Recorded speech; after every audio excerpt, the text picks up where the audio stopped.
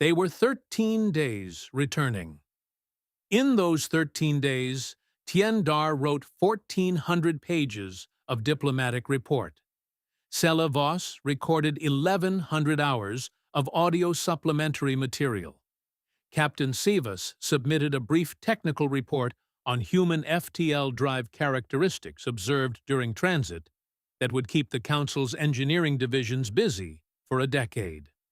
And in the evenings, which are a thing even on ships between stars, when the formal work was done, Sela Voss and Lieutenant Commander Marsh, who had requested and been granted permission to escort the delegation back to Council space personally, a fact that Tien Dar filed under diplomatically interesting, talked. They talked about language, which was her domain and which he found fascinating.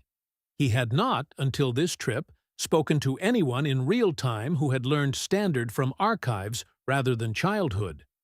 The specific way Sela Voss held Standard, the careful formal structure of it, the slight deliberateness in word choice, was, he told her, like listening to someone reading from a book rather than talking, but in the best possible way.